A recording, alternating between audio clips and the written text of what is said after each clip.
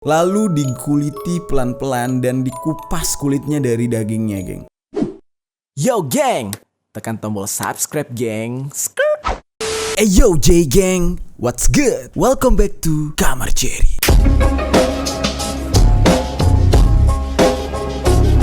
J gang, kemarin kita sudah membahas tentang alat-alat penyiksaan yang dikhususkan untuk para wanita, geng. Kali ini kita akan membahas alat-alat penyiksaan lain, tapi ini nggak cuman dikhususkan untuk wanita. Jadi kaum pria sekalipun bisa mendapatkan atau merasakan akibatnya jika melanggar aturan. Jadi pada zaman dulu alat-alat ini benar-benar digunakan untuk membuat semua orang jadi takut untuk berkelakuan tidak baik gitu ya. Alat-alat ini sebenarnya tidak hanya membuat si tersangkanya jera. Jadi alat-alat ini bahkan digunakan untuk menyiksa hingga membuat si korbannya atau si tersangkanya menjadi meninggal dunia nih, geng. Jadi ini adalah sebuah cara yang menurut orang zaman dulu sangat efektif untuk menakut-nakuti orang-orang untuk tidak bertindak kriminal atau berbuat jahat gitu ya. Karena memang pada masa dulu, geng, hal-hal kayak gini adalah hal yang lumrah dan masyarakat juga setuju gitu memakai cara ini untuk membuat para warga atau para masyarakatnya itu tidak semena-mena atau tidak berbuat yang tidak baik gitu ya. Jadi nggak apa-apa penyiksaan yang kejam, tidak manusiawi. Yang penting akhlak dari warganya itu menjadi baik karena takut menerima hukuman-hukuman yang seperti itu gitu ya. Kebanyakan daripada alat-alat ini diterapkan di negara Eropa nih, geng. Jadi pada zaman dulu memang kerajaan-kerajaan di sana itu menerapkan hukum yang sangat-sangat kejam. Oke, kita langsung cek aja nih, geng, alat-alat yang digunakan untuk mengeksekusi para pelaku kejahatan atau para pelaku kriminal gitu ya. Aduh, kata nih. Oi.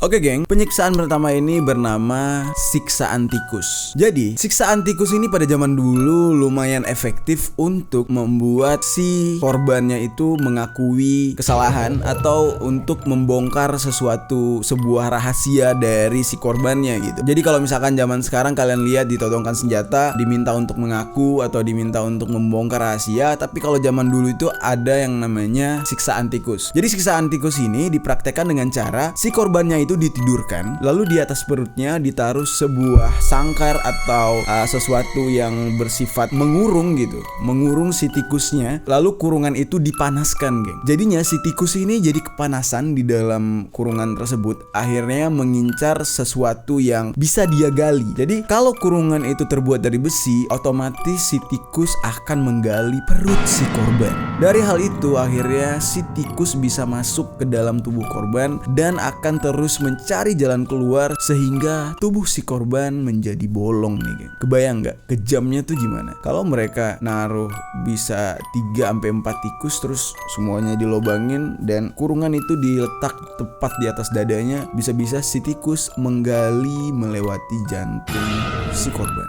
Dan siksaan ini benar-benar efektif dan banyak yang sudah berhasil karena juga menyerang imajinasi si korbannya. Jadi si korbannya itu ketika si tikus mulai menggali perutnya tuh, imajinasi si korban tuh udah kemana-mana tuh, geng. Wah, si tikusnya melewati paru-paru dia lah, atau usus dia bisa tercabik-cabik. Pokoknya selama mengalami siksaan tersebut, si korban ini mengalami kayak mentalnya itu menjadi down, akhirnya mengakui atau membongkar rahasia yang diinginkan oleh si penyiksa.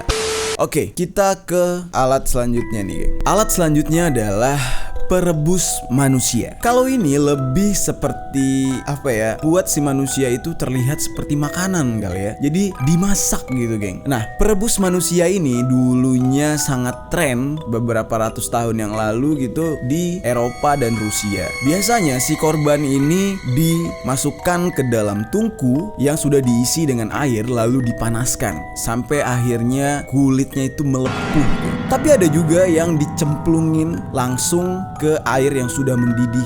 Ya sama efeknya, kulitnya langsung melepuh tapi instan banget, langsung plek, langsung melepuh. Tapi kalau yang pelan-pelan dipanasin dulu, nah itu lebih bahaya. Dia melewati fase-fase dimana kayak ketakutan dulu. Dia bisa merasakan gimana transisi antara dia masih normal sampai akhirnya badannya itu melepuh karena kepanasan. Dan jika pelaku kriminal ini terlalu berat, bahkan si penyiksa akan mengganti air dengan timah cair ya. Kebayang gak tuh? Timah cair, men. ketika lo dimasukkan, lo bukan lagi melepuh, tapi lo udah mencair dan menyatu dengan timah dan seketika langsung meninggal dunia. Sebegitu kejamnya hukuman zaman dulu, geng, yang bisa dibilang sangat-sangat tidak manusiawi ketika manusia direbus atau dimasak udah kayak hewan gitu ya. Kita sudah membahas 2 alat nih, geng. 2 alat atau 2 cara. Kebayang nggak kalau alat atau cara menghukum seperti ini masih ada di era sekarang? Apakah pelanggar-pelanggar hukum masih berani untuk melanggar, terutama untuk para koruptor? Menurut kalian gimana, geng? Coba tinggalkan komentar kalian di bawah.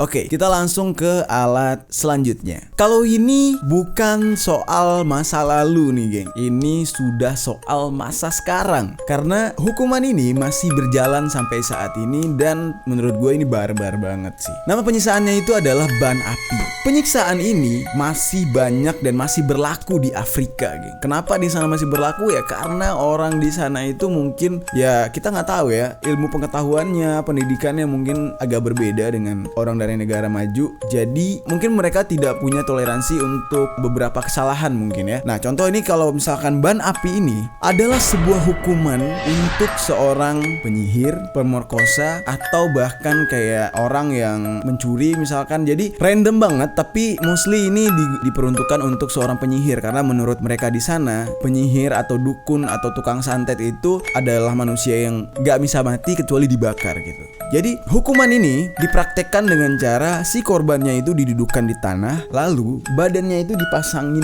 ban karet melingkar hingga dia tidak bisa bergerak. Ya mungkin menggelinding bisa kali ya kalau mau kabur, tapi kalau mau gerak itu susah banget. Dan ban karet itu adalah ban mobil yang besar, itu kan lumayan berat gitu. Lalu disiram dengan bensin, baru akhirnya dibakar hingga mati. Bayangin ketika lu dibakar bagian wajah kepanasan, otomatis kita kalau bagian wajah atau bagian tubuh kita ada yang gatel atau panas atau sakit gitu, kita refleks untuk megang gitu ya. Tapi karena itu terikat dengan ban, jadi lo ngebiarin muka lo itu kebakar tanpa bisa refleks apapun, hanya pasrah mengalami kesakitan hingga kematian.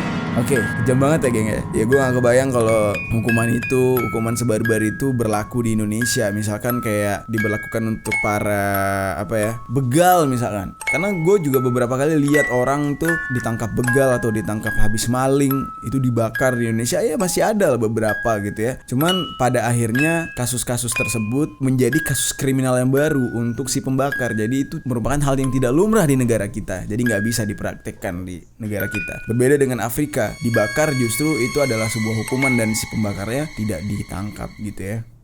Penyiksaan selanjutnya, ini menurut gue adalah sebuah penyiksaan yang paling kejam gitu, geng ya. Yang diperuntukkan untuk sengaja agar si tersangkanya ini tersiksa gitu ya. Bukan sekedar untuk bikin dia mati, hilang, bukan itu, tapi benar-benar harus merasakan penyiksaannya dulu. Jadi, penyiksaan ini bernama gergaji siksaan. Penyiksaan jenis ini merupakan penyiksaan yang ya sudah pasti menggunakan gergaji. Kalian tahu ya, fungsi gergaji adalah untuk membelah sesuatu gitu. Siksaan ini dipraktekkan dengan cara si korbannya itu diikat terlebih dahulu kaki dan tangannya, lalu dia digantung secara terbalik nih, geng. Setelah digantung secara terbalik, lalu bagian kakinya ditarik agar selangkangannya itu terbuka gitu, kayak ngangkang gitu ya, tapi kepalanya di bawah. Dan dibiarkan beberapa menit agar seluruh darahnya itu turun ke kepala. Jadi darahnya turun ke kepala, otomatis dia akan selalu terjaga, akan selalu sadar, tidak pingsan dan pusing gitu. Ditambah lagi dengan deg-degan karena dia akan mengalami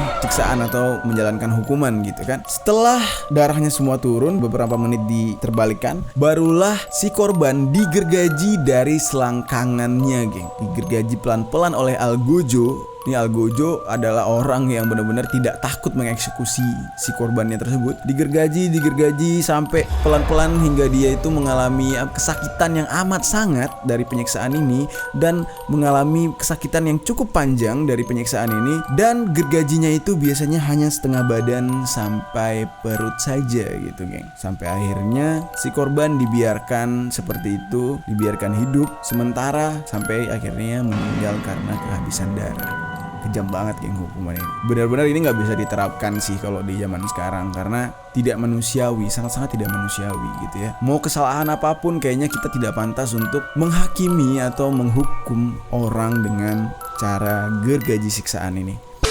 Kita ke alat atau cara selanjutnya nih, geng. Penyiksaan selanjutnya bernama pengulitan tubuh. Jadi bisa dibilang ini ya sesuai dengan judulnya, yaitu dikuliti atau dikupas badannya, geng. Termasuk sebuah siksaan yang pedih juga nih. Dan jujur aja gue udah pernah melihat siksaan kayak gini di masa kecil gue. Nanti gue akan cerita, suatu hari gue akan cerita gimana kronologinya. Karena gue dulu lahir dan tumbuh besar di tanah konflik semasa Aceh masih darurat militer waktu itu ya. Jadi gue udah pernah ngeliat nih hukuman kayak gini, orang dikulitin. Nah, jadi hukuman seperti ini dipraktekkan dengan cara si korbannya itu diikat atau ditidurkan atau bahkan mungkin bisa digantung juga, lalu dikuliti pelan-pelan dan dikupas kulitnya dari dagingnya, geng. Penyiksaan ini memberikan efek yang sangat sakit karena ini si korbannya itu ya mengalami kayak disiksa pelan-pelan gitu. Kita terkena goresan pisau aja sudah sakit, apalagi pas dikupas kulitnya kayak gitu, kayak ngupas pisang, itu akan lebih sangat sakit gitu kan. Nah, pengulitan ini